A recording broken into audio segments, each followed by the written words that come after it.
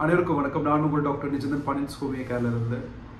சில நேரத்தில் பலமான அடி நம்ம மேலே பட்டுருச்சு அப்படின்னா இந்த வலியை தாக்குறதுக்கு நான் இறந்து போயிடலாம் அப்படிங்கிற வார்த்தை கூட பயன்படுத்தியிருப்போம்.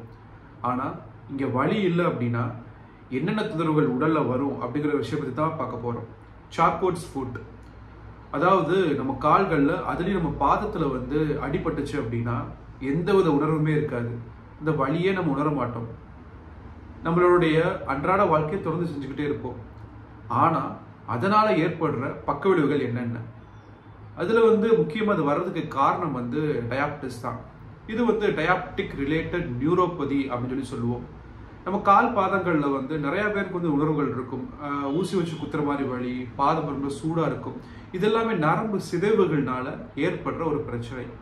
சரி, இந்த மாதிரி தொந்தரவுகள் வர்றதுக்கு காரணம் ஏற்கனவே நான் சொன்ன மாதிரி சர்க்கரை ஒரு முக்கிய காரணம். ஹைப்பர் கிளைசிமியான்னு சொல்லுவாங்க. அதிகமான சர்க்கரை நம்ம உடல்ல இருந்துச்சு அப்படின்னா இந்த நரம்பு சிதைவுகள் வரலாம். அதுக்கப்புறம் HIV, எய்ட்ஸ் மாதிரி தொந்தரவுகள் இருந்துச்சுன்னா, சிஃபிலிஸ் மாதிரி தொந்தரவுகள் இருந்தா, மூன்றாவது ஏதாவது தண்டுவடத்துல நம்ம ஸ்பைனல் கார்டு இன்ஜுரின்னு சொல்லலாம், தண்டுவடத்துல ஏதாவது ஒரு காயம் ஏற்பட்டுருந்துச்சு அப்படின்னா அதன் மூலியமா கூட நரம்புகள் சிதைவதற்கு வாய்ப்புகள் இருக்கு.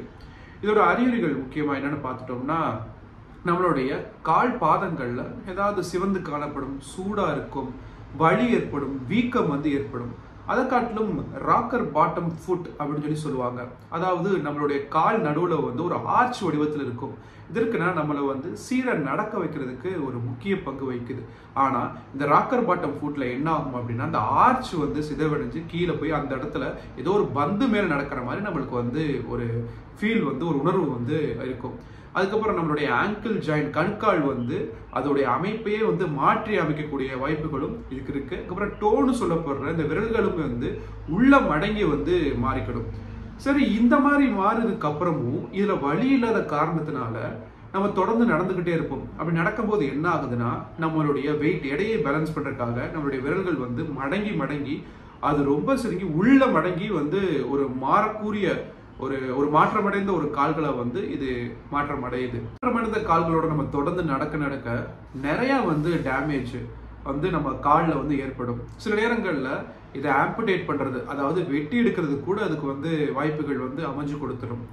இதை தவிர்க்கிறதுக்கு நல்ல திடமான காய்கறிகள் முக்கியமா சர்க்கரை சம்பந்தப்பட்ட உணவுகள் எடுக்கணும். ரொம்ப கார்போஹைட்ரேட் இல்லாம, ரொம்ப இனிப்பு இல்லாம, பச்சை காய்கறிகள் அதிகமாக எடுக்கணும். முக்கியமா மாப்பழ வாழையை நம்ம தவிர்க்கணும். சீரான உடற்பயிற்சி, இதை தவிர்த்து இந்த மாதிரி தொந்தரவுகளை அதிகமா பரவாம இருக்கிறதுக்கு ஹோமியோபதியில் சிறப்பான மருந்துகள் நிறைய இருக்கு. முக்கியமா கான்ஸ்டிடியூஷனல் மெடிசன் இருக்கு. அவங்களுக்குரிய மருந்துகள்னு சொல்லிட்டு முறையா அவங்களை கேஸ் ஸ்டடி பண்ணி கொடுத்தோம் அப்படின்னா இதை மேலும் பரவாம நம்மளால தடுக்க முடியும். ஆனா தற்காலிகமா ஒரு மருந்து எடுத்துக்கலாம் அப்படின்னா இச்சினேஷியா அகஸ்டிஃபோலியா Q, தாய் திரவம்னு சொல்லுவோம். இது 3 வேளையும் 10 சொட்டு சாப்பிட்ட பிறகு தண்ணீர்ல விட்டு நீங்க குடிச்சுக்கோங்க. முக்கியமாக மருத்துவரின் பரிந்துரைக்கு ஏற்ற மாதிரி கொடுக்கறது ரொம்ப சிறந்தது. தேவைப்படுறவங்களுக்கு குறிப்பு நீங்க பகிருங்க. உங்களுக்கு சந்தேகம் இருந்துச்சு அப்படின்னா இதில் தொடர்பு கேளுங்க, இல்லை கமெண்ட்ல நீங்க கேட்கலாம். நெக்ஸ்ட் ஒரு வீடியோ பதிவில் வேற ஏதாவது குறிப்புகள், வேற தொந்தரவுகளை பற்றி நம்ம தொடர்ந்து பார்க்கலாம். நன்றி.